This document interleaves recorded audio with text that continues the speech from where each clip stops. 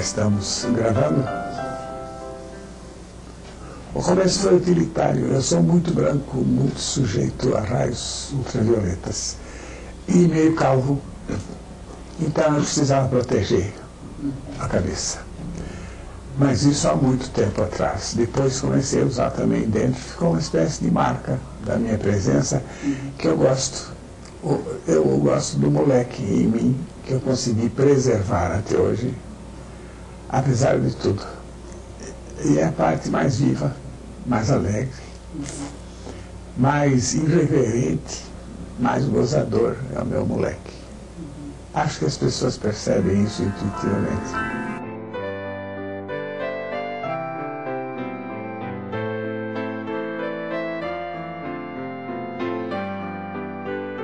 Meu velho foi ótimo, mas ele cometeu um erro, que Deus o guarde. Assim ele dizia: vocês estudem, eu faço o resto. Quando eu me formei, eu era bisonho, inocente, não tinha a menor noção da vida. Me formei, pouco depois casei, eu estava perdido do mundo. Tive 2 ou 3 crises de pânico, porque eu não sabia nada, nem nada que não fosse estudo da medicina. É curiosa essa história. Como eu custei a começar a perceber o mundo, vamos dizer assim, porque vivia numa espécie de corredor. A família em paz, tudo, eu era bom, eu era bem sucedido e o mundo não existia. Um longo pedaço da minha vida foi descobrindo a maldade do mundo.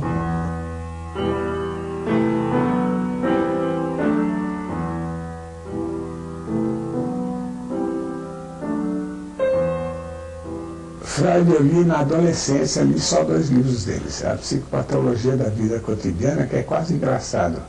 Os pequenos erros que as pessoas cometem falando, não lembram.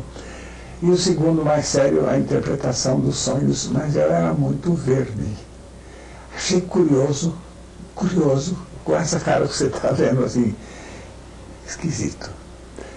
Depois o que eu aprendi de psicanálise foi mais de psicanalistas que faziam resumos de Freud. Aí eu li horrores.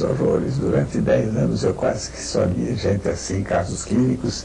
No fim de 10 anos eu estava enjoando pela repetição. Todo mundo dizia a mesma coisa. Você lia um livro inteiro, não te dizia nada de novo. Aí eu comecei a dar voltinhas, achei o Jung. Símbolos de Conjunção. É um livro que na bibliografia tem uns 30 livros de alquimia em grego e em latim. Ele é muito claro em alguns trechos. Eu estava vendo o que os alquimistas diziam das combinações da matéria para entender as relações pessoais. Tudo que eles buscavam, misturando substâncias, era tentando compreender as relações afetivas deles com o mundo e com as outras pessoas. Então ele buscava o fundo das relações pessoais em psicologia, e não a mística da alquimia. Além disso, ele conhecia bem o Oriente, e lá o pessoal tem uma espiritualidade que é bom não usar nem a mesma palavra. Nem a mesma palavra. É outro mundo. Sem contar que lá o corpo está no centro da espiritualidade. Você desenvolve o espírito na yoga, na respiração, na dança sagrada. E não falando. E no Zen budismo você diz: você quer entender as coisas? Cala a boca. Deixa de falar. Não pensa em palavras que você vai começar a entender.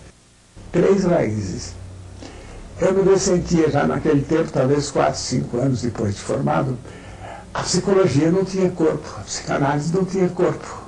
O próprio Jung tinha um pouquinho, em certos momentos. Eu tinha também leitura filosófica prévia.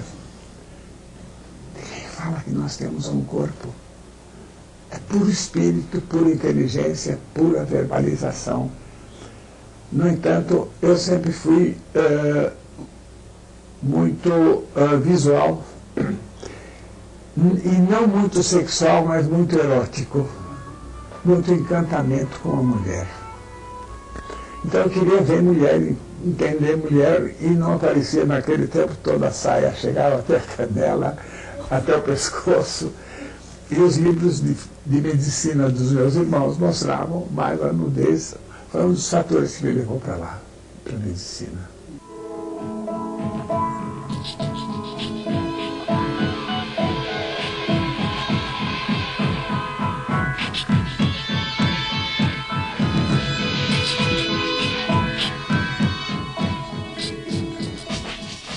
Um advogado aqui em São Paulo dizia: lê o Reich, Garça, lê o Reich, lê o Reich.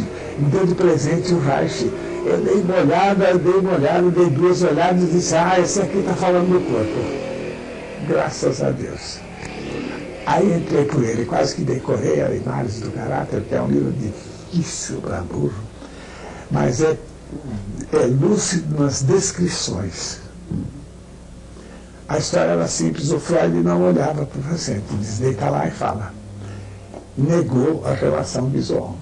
O Reich começou a falar com o camarada e começou a ver que tudo que o Freud dizia que era inconsciente estava nas expressões corporais que a pessoa ignora. Isto é, o inconsciente é o inconsciente para a pessoa, mas não para quem olha para ela. Você vê o inconsciente das pessoas. É um pouco a história do reizinho nu. E a pessoa achar que está muito bem vestida e muito bem defendida, escondendo bem os seus podrinhos. Está nada. Se você olha bem, você percebe todos eles.